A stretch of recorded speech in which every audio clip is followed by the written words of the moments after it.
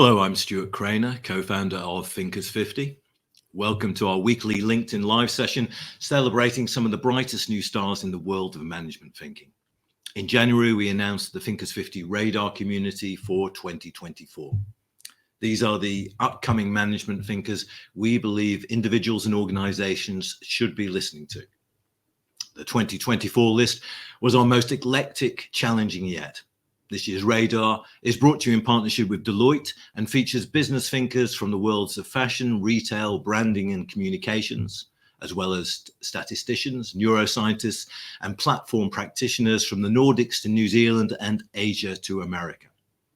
Among the highlights for me are Ludmila Praslova, author of The Canary Code, teaching how to design healthier, inclusive organizations. You might have heard our conversation with Ludmila a few weeks ago. We also feature Jenny Fernandez, author of Zigzag to the Top, and Martin Gonzalez, principal of AI talent development at Google and co-author of The Bonfire Moment. Over the next few weeks, we will be meeting some more of these fantastic thinkers in our weekly sessions. So we hope you can join us for some great conversations. As always, please let us know where you are joining us from and send in any comments, questions, or observations at any time during the 45-minute session. Our guest today, I'm really pleased to announce, is Natalie Nixon. Natalie describes herself as a creativity strategist and has been described as the creativity whisperer for the C-suite.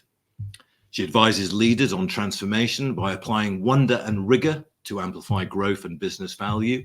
She has lived in Brazil, Israel, Germany, Sri Lanka, and Portugal, as well as Philadelphia, and has a background in anthropology, fashion, academia, and dance. Natalie is the author of The Creativity Leap and president of Figure 8 Thinking. Natalie, welcome. Hi, Stuart. Thank you so much for having me. I'm not sure where to start. I think the best description of what you do comes from Jesse Hempel, who described you as a personal trainer for your creativity muscle. That was high praise coming from Jesse. I like that one. Yeah, you're comfortable with that, are you? Yes. So where did it all begin? How do you make sense of what you do and where you've come from? Well, I make sense of all that I do by, I think it's an acknowledgement that if one has a very diverse background and skill set, and is willing to follow one's gut and heart, it actually could all work out, because I'm in a very magical place in my career where all the divergent threads and pathways I've explored all make sense now in my work as a creativity strategist, where essentially I'm helping companies connect the dots between creativity and business value. But as you said, I have a background in cultural anthropology, which I always said gave me an appreciation for the worm's eye view of society versus the bird's eye view. And cultural anthropology really helped me to learn how to observe deeply and frame and reframe questions. My background in dance is the gift that keeps giving, especially as a speaker, which needs some dimension of performance. But to study dance, you need both the discipline as well as the zany inspiration to try new things. That's in a very kinesthetic, exploratory way. And my background in fashion, I worked in fashion first as an entrepreneurial, not profitable hat designer in the 90s and my 20s, living in New York City. And then I worked in global fashion sourcing, which took me to live and work in Sri Lanka and Portugal, making bras and panties for the Victoria's Secret brand. And people who've never worked in fashion think the fashion is either really glamorous or really frivolous. And it's neither. It's not frivolous. It's not glamorous. It is a business. And it really taught me not only the value of trends and trend research, but the role of technology and logistics, and the role of beauty and desire in building consumer insight. And then, of course, I was a professor for 16 years. And all that teaching and research has brought to the fore. So I've been able to integrate all of those streams into my work at Figure 8 Thinking. You argue that humans are hardwired to be creative, and yet it seems that modern organizations are not hardwired in the same way. In fact, the reverse is largely true. Do you think? Has that changed? I think that increasingly we're seeing that people are realizing that as they're seeking out to be innovative, there is an undercurrent there that's necessary of creativity. But what I find is that we still have very siloed ways to think about creativity, that we assume that there are creative types. We'll still overhear people talking in their organizations about people on the marketing or advertising or design teams are more the creative types, and then kind of sometimes it's stated out loud and other times it's just assumed the more important stuff gets done by finance, operations, strategy, right? But strategy is an incredibly creative endeavor in terms of the way I think about creativity. I actually landed on my focus on creativity as the real energizer for strategy when I was getting invited in the early days of building figure eight thinking to build cultures of innovation. But what often happened, it was that it became innovation theater, and we didn't have a lingua franca about how we thought about innovation. And I quickly realized it was my nudge, my intuition that we needed to start a little earlier in building the creative capacity of individuals, of teams, and of organizations if we were going to be able to consistently and sustainably innovate. And how do you build that creative capacity? Because there's kind of Well, a number of things at work here, aren't there? Because we're saying that humans are hardwired to be creative.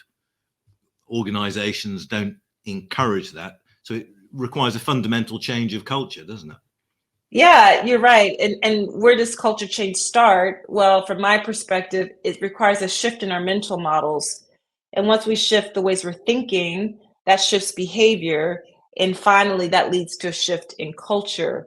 So it is not just a top-down change in the way we're thinking about the opportunity for creativity in the way we hire, in the way we build strategy, in the way we identify market opportunities. It's not just a bottom up or lateral. It's a very integrative process. And so, as you know, Stuart, the way I think about creativity is this idea of toggling between wonder and rigor to solve problems, generate novel value, and also deliver meaning. If everyone at companies is talking about whether they are selling bots and apps or chicken and vegetables, they're trying to sell their products, services, and experiences in more meaningful ways. And the way meaning gets delivered is by starting with creativity. And I talk about a business ROI of creativity. And what I mean by that is if you commit to building the creative capacity of wonder and rigor in your organizations, it means that you necessarily become a lot more curious. And that curiosity leads to new strategic partnerships. Those new strategic partnerships can lead to identifying new revenue streams. That's a business result. That's a business impact. If you commit to being more creative, you also commit to being a bit more experimental and improvisational in the way that you work. Improvisation benefits from collaboration. When we collaborate long term, productivity increases, efficiencies go up, and when efficiencies go up, costs go down. That's a business value and impact of being creative. So there are a lot, we can connect the dots in a very solid, bold line, not a fuzzy line between creativity and business impact. But it starts with committing to wonder, which even in financial services, healthcare, technology, there is capacity for wonder and for rigor. Yeah, I really like the wonder and rigor, kind of different parts of the entire process. Talk to me about wonder, because it seems to me, Natalie, that wonder isn't something that's encouraged in organizations. Yeah, it's not. And if we take it a few steps back, it's not necessarily encouraged in the way we've been educated either. So wonder is about audacity, deep curiosity, awe, and pausing. I often remind people that it's really hard to wonder when you're going 80 miles an hour. But some really smart people paid a lot of attention to the value of wonder. So Albert Einstein, for example, talked about how wonder is the root of wisdom and knowledge. Socrates also put a lot of emphasis on the value of wonder. So if you actually want to build your body of knowledge, your intelligence, you must start with that liminal space, following the ambiguity of not knowing, of being in awe. And, I grew up in Philadelphia. By the time I graduated from high school, I went to three different sorts of schools. The first school I went to was an urban public school. I know it's different in the UK than in the States, but, taxpayer paid public school in our community. I then went to a suburban public school where my parents were looking for a bit more rigorous education. And then I went to an elite private school, Quaker school, for high school. And what I understood by the time I was around in eighth grade, I went to this private school from seventh through 12th grade. I realized that because the culture of learning was so different in this private school, it was really hard for me to adapt initially. I got so good at filling in the blanks, answering the question, getting the gold star for what the teacher asked. And all of a sudden, I was in a learning environment where it was about fall in love with the process. Ask forgiveness, not permission. Shout out the answer, even if you're unsure. And I realized by around middle school, seventh or eighth, ninth grade, that I was now in an environment where I was around people who were going to be making the rules. And before, I was being educated in a way where we were supposed to just stay in our lane and follow the rules. So wonder is something that can be seeded early on. It's actually an innate part of us. If you look at toddlers and small children, they're full of wonder. But we don't need to dampen that in the education process, because that's exactly what's required of us when we get to work environments that are full of ambiguity, lots of unknowns, and need us to make sure that we even ask the right question before we go wandering down a squirrely path. Another aspect of wonder is pausing. Yes. Which, again, that's not really encouraged in organizations. It's not. And look at the grand experiment that we had with COVID-19, albeit it was, seeded by trauma. But this ability to pause, to collect oneself, is a really necessary phase of exploration and discovery. I just spoke for a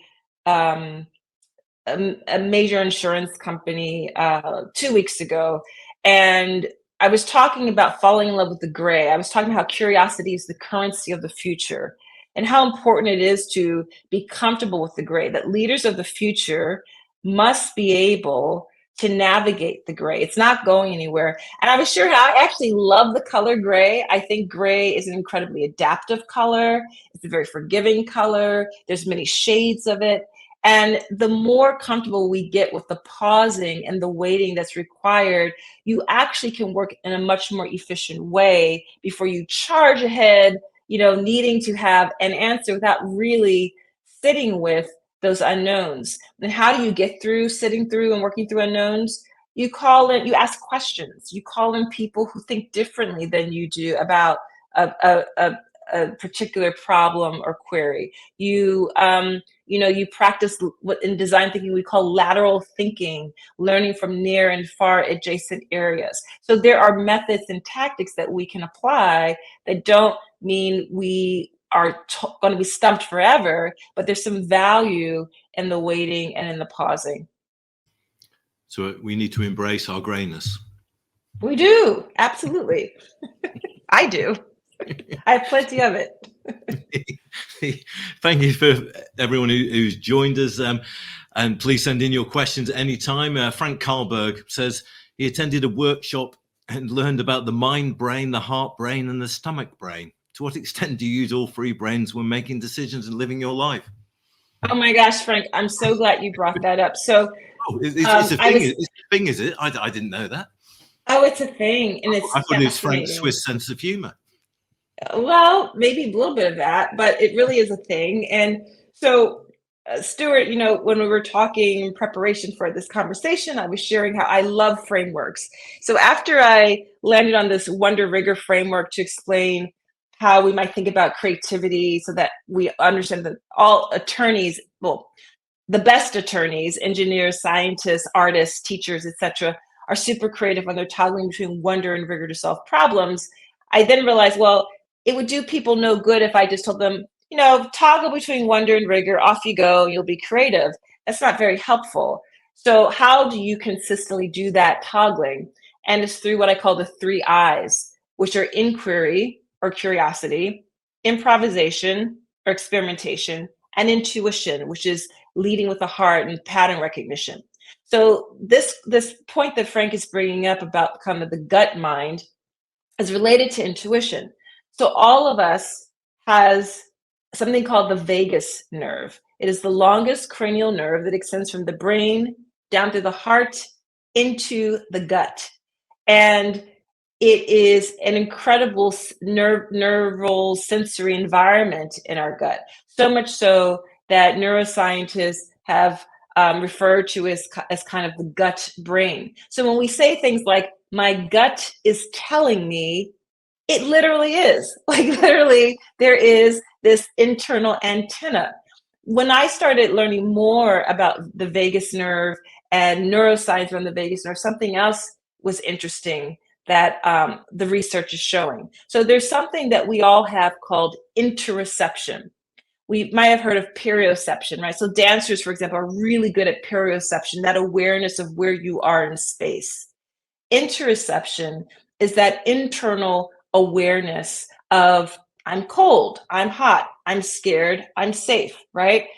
There is research that shows, and the vagus nerve is what powers up interoception. It's through the vagus nerve that we have this interoceptive awareness. And there's been scientific research around the links between interoceptive awareness, which is a term that they use, and rational cognitive strategic decision making.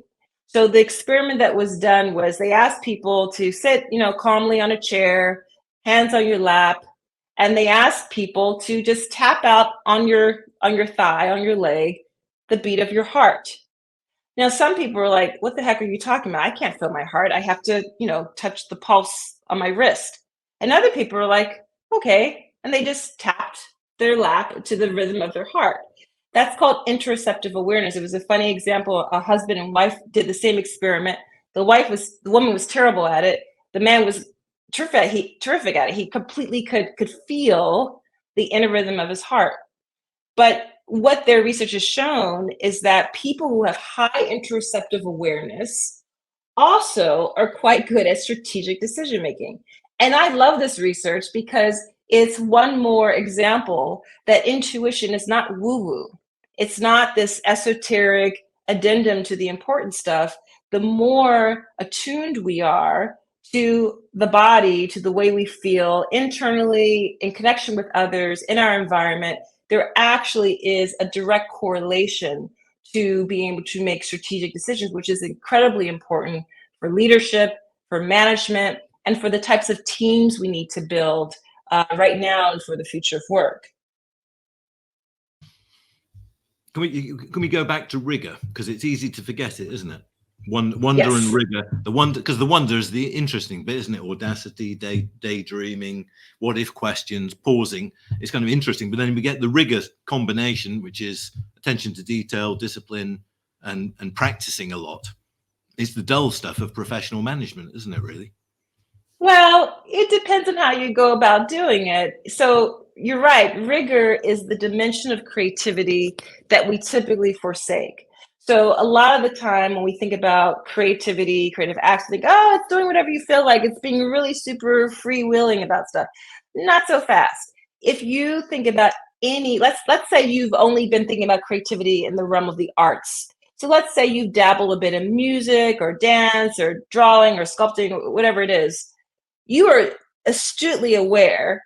Let's take dance. I've studied dance for many years and I consider myself a lifelong dancer.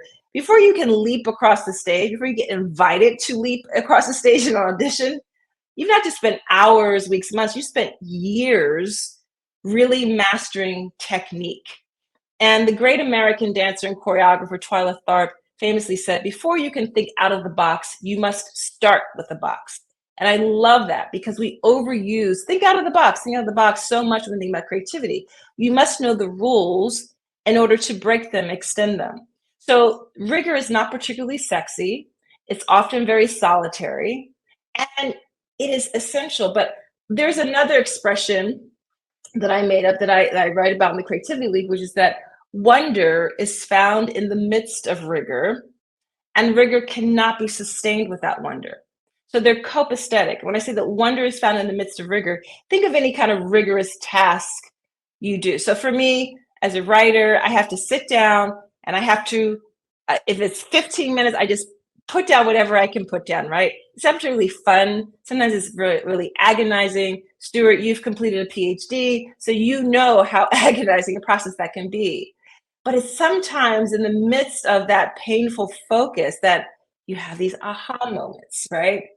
Similarly, wonder, just focusing on wonder, just focusing on rigor without wonder, you will burn out. But what I find, and sometimes in companies, is that they are conflating rigidity for rigor. They think they're being rigorous, but they're actually quite rigid. And the difference between rigor and rigidity is, let's think of the little animal, the groundhog, which is very common. It's actually a whole family of them in our backyard. They're very popular in the Commonwealth of Pennsylvania, where I live. We have this mythology in Pennsylvania that every February, if the groundhog peeks his head out from the cold earth and they see their shadow, we will have X number. If they do or don't see their shadow, we'll know how many more weeks of winter we have. The groundhog is rigorous. The groundhog is doing sense making of its environment, right? Rigidity does not take into account the environmental signals. Rigidity says, nope, we said we're going to go this way and off we go. And we're, all red flags are alarming. So rigor can actually be quite inspiring. It gives us the chance to do some solo work, to do some heads down quiet work. And it really is necessary if we truly want to be wondrous. Wonder is found in the midst of rigor. Yes, it is. Yeah, I mean, I've written that down. What about your international experiences, Natalie? I mean, you've lived in Sri Lanka, Germany, Brazil, Portugal. Now you're back in Philadelphia. Are there different approaches and appreciations of creativity and its importance as you travel and work around the world? Yeah, I haven't done any kind of deliberate research around this. This would be totally anecdotal and observational, but I do think that all cultures have their own particular way of manifesting creativity. So let's take, for example, when I lived in Brazil versus living in Germany, which one might think are, on the surface, two diametrically sort of opposed cultures. Weather might have something to do with that. Because even when I lived in Portugal, the way the Portuguese speak Portuguese versus the Brazilians speak, it's very different. The Portuguese keep their mouth very closed.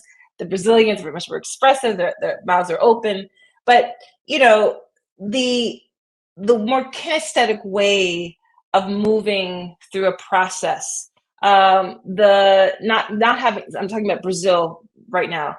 Not having the reticence to slow down, to pause, to be very exploratory is something that I really appreciated as an American, where we are not like that at all, and understood the value of that ability to slow down, because the external environment dictated that, either because of things like weather or economic crises, which happened when I was living in Brazil, are really admirable. On the other hand, in Germany, I lived in Bavaria in a little town called Reutlingen, just south of Stuttgart.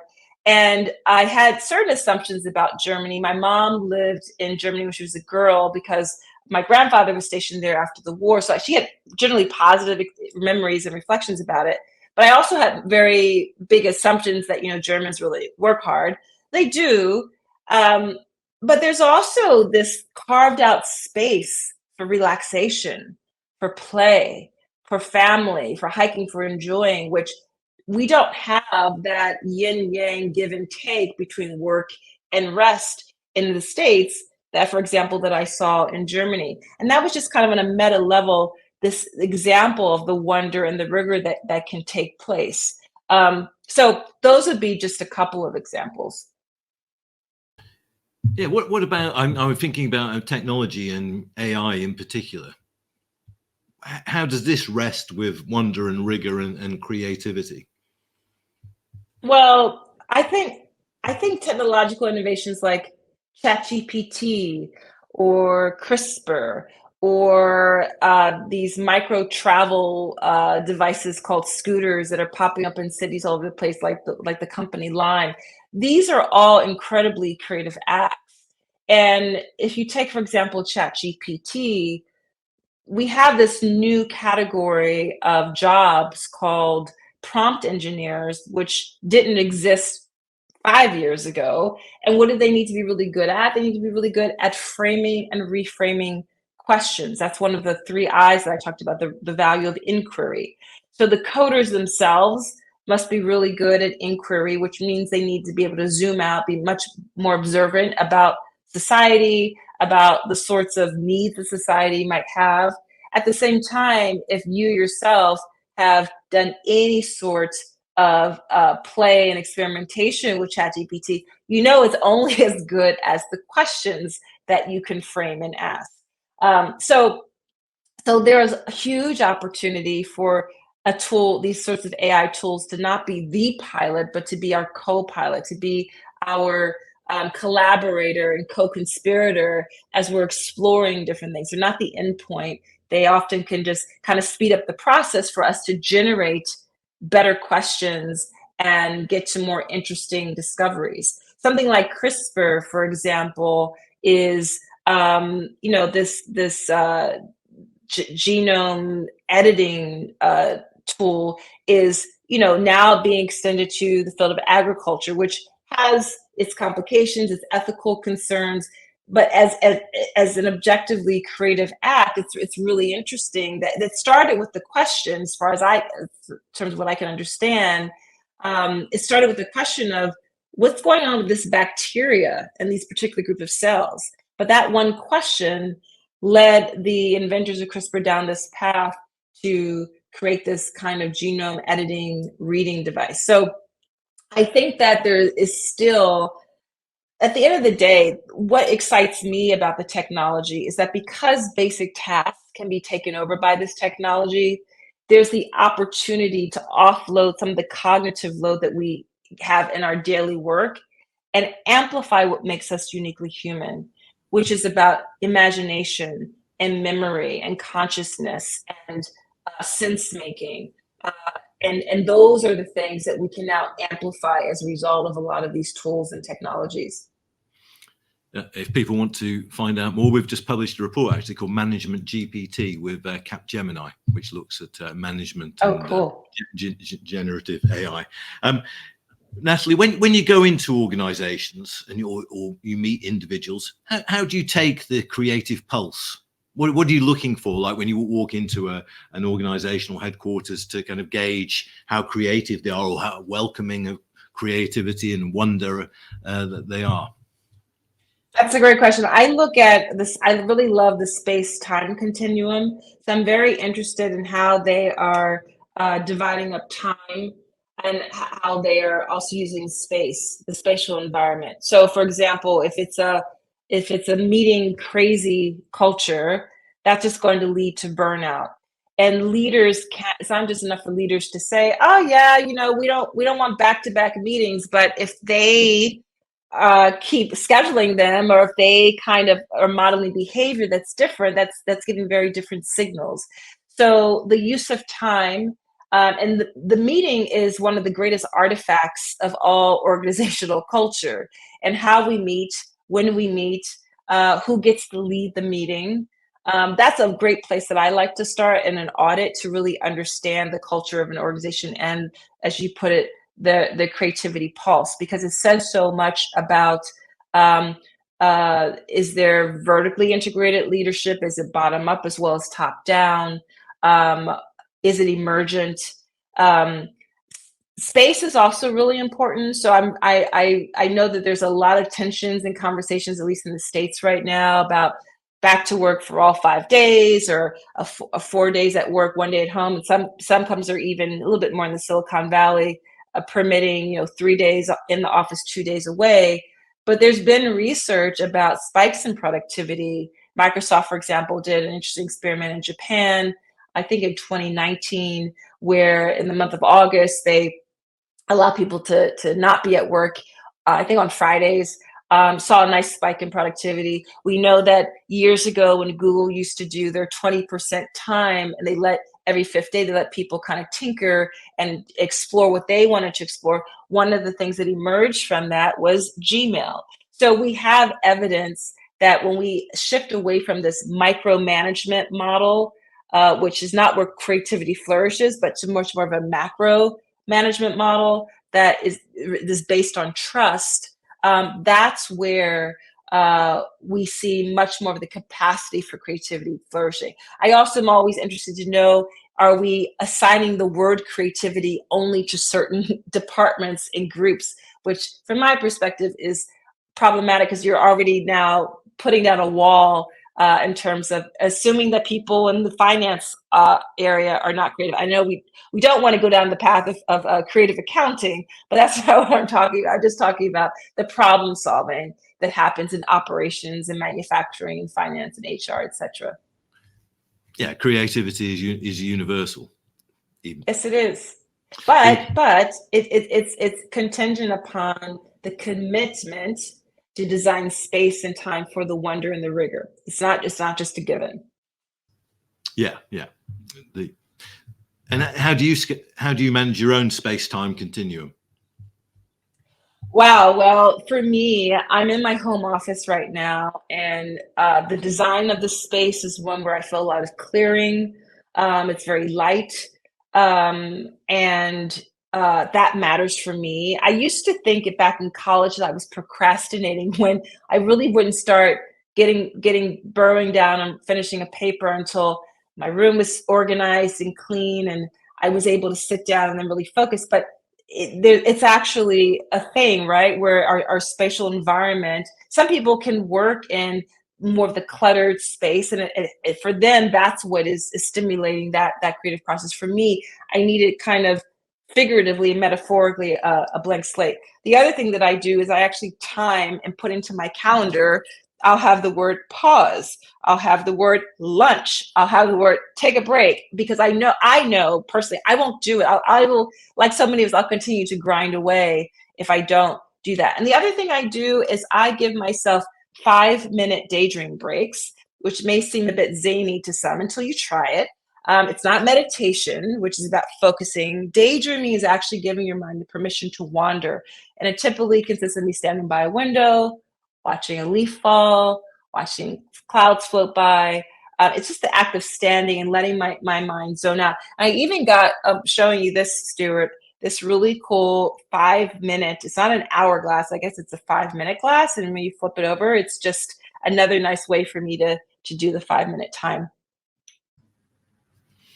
Yeah, we've all got different techniques, I guess. I used to one of the benefits when I used to smoke, which I don't recommend, obviously, and I haven't smoked for a long time, was that it made you stop work every 45 minutes or an hour. It's true. And that, I can see the attraction. It's just walking around and having a break and thinking about something else does actually work. It does. You talked about conscious businesses. What does that mean, and what inspires you about them? And ask Frank Carlberg again. Oh, consciousness. Yeah. So right now, I think and I'm at the beginning stages, Frank, of just exploring this word consciousness as relates to business. But when I think about AI, it's done a masterful job of mimicking intelligence. It has, right? And there is not just artificial intelligence, there is a bit of artificial imagination. So there are AI tools that can mimic jazz improvisation, right? But there are dimensions of the human experience that, as of yet, hopefully for a while, the machine cannot mimic. And one of those is consciousness. And when I think about consciousness, I think about the role of memory. I think about sense making. I think about imagination in terms of the brain's ability to synchronize memory, consciousness, sense making, and dreaming. And I think that those are actually, I don't know if I would call them skills, but they're dimensions of being human that I think we can add into the organization. I think that we really are at a crossroads where we can decide if we want to continue to run organizations like a Gantt chart, which is not very realistic because companies to serve and exist in markets, which now economists have explained to us, markets are inconsistent, they're imperfect, they're not predictive. So let's stop trying to make them like that, right? Organizations are organisms. Why? Because they're made up of people. So while we are at this time where we are introducing much more technology that can do the basic tasks, what are the ways that we can amplify these uniquely human dimensions that we can bring to work for the purpose of innovation, for the purpose of new product development and new experiences and that sort of thing? So consciousness, I'll tell you an example of a company that I think had leadership that was integrating consciousness really early as the 90s, before a lot of other companies were, and that's Patagonia. And you understand that if you read Yves Chenard's memoir, Let My People Go Surfing, just the title of that book, Let My People Go Surfing, he had a perspective of macro management. He was managing humans. And early on in this book, he explains that, if I have someone who's responsible for sourcing woolens, but they're really into surfing, and they know surfing is going to be up at 2:30, and she wants to go surf at that time, let her go. And maybe she gets in the office a little earlier, and maybe she comes back and stays later. But that level of consciousness about what it's going to take for us to get the work done was pretty prescient. He's done other prescient things, as the whole ad campaign of like, don't buy this jacket in the interest of sustainability. So those are the kind of things that I'm thinking about when I am advocating for amplifying what makes us uniquely human, and what we bring to strategy, what we bring to org design, what we bring to hiring. And Natalie, your book, the Creativity Leap, which we recommend, is now out in paperback, came out a couple of years ago. What are you working on now? Where's the work led you since the Creativity Leap? Right. Well, since the Creativity Leap, I have been aghast at, I think it really stood out to me during COVID, kind of a slow death that so many people are experiencing at work, which I think we can self-correct that path. I think that we have the opportunity to re-examine productivity. So I'm writing a book, tentative title, Move, Think, Rest, how we can, I'm forgetting the subtitle, but it's really this pathway forward to flourishing. I'm exploring this question of what if it turns out that our most productive selves are not when we're churning through email, on Zoom or Teams and at the whiteboard, but when we step away and we engage in what I call motor activity, movement, thought, and rest, MTR. So this book is a provocation on a new way to think about productivity, opportunities to redesign work, because we really haven't shifted the way we think about productivity since the first industrial revolution. We still think about productivity that's output space, what's measurable. It's boxing out time on our calendar. It's squeezing time out. And the fact is that we are at a juncture of unprecedented burnout, ubiquitous technology, and hybrid work. So let's re-examine that. And that's what the book is about. It's about movement, thought, and rest as activities that can actually generate much more of the juicy bits of thinking, so that when we return to the work at hand, it's far more outstanding than if we were just hunched over our laptop for the next 2 hours. Yeah, it goes back to the Patagonia thing about getting the work done, which is it seems to me the most important thing, rather than filling time. And exactly. The emphasis of the traditional organization has been filling people's time. Yes. And do you think that message is getting across? I mean, there's a lot of stuff in the media in the UK, for instance, about criticism of people working at home, or there's kind of a kickback against that, which seems seems amazing to me. It is amazing. And I love the Financial Times series of podcasts. I listen to just about all of them. And there's one, I'm botching up the name, I think it's At Work or Working, but it's a really great series about us at work. And it was actually talking about observations of London versus New York City back to work. In London, it seems to be a lot more happening than in a city like New York City. And we've all heard how the titans of industry on Wall Street are demanding everyone to get back to work. But I think the difference is that you're not talking to Gen Xers or boomers only. You're now talking to millennials. You're talking to centennials, Gen Zs, who have a very different value system, who have very different motivators about what will make them want to give 1,000% to work. And I think the future organization that will be able to attract and retain the best talent will be the ones that figure out how to integrate motor activity, movement, thought, and rest, not just on an individual level, but on a team level, that designs work in that way. And I think it's going to be slow, but what's going to ultimately shift the tide is performance, is the numbers, right? Is the fact that there actually can still be profitable and retain great talent, because there's a real opportunity, sunk costs when people move on, when people leave. And so that, I think, will eventually begin to shift the tide. So I think there's just a couple of drivers. It's that the supply of labor has a very different value system than it did 20 years ago. And we have technology that gives us the opportunity to shift the ways we think about what do we need humans for. And I hope the answer is not don't hire people. That's not the answer. But how do we use people differently? But that was the amazing thing about the pandemic, really, which is not really talked about, but people and organizations continued to perform in really difficult circumstances. People suddenly having to work at home, organizations have to change their focus entirely in their strategies, but the work was still done. And that's really, which was an amazing thing, really. Yeah, but the work still got done. The flexibility that people had was appreciated. Sometimes we're still managing, those boundaries. But what I'm also interested in exploring in this next book is a new metaphor for productivity. I think we need to put, God bless his soul, but Taylorism, scientific method, I think we need to give him a bit of a funeral. Give Taylorism, not Mr. Taylor, but Taylorism a bit of a funeral.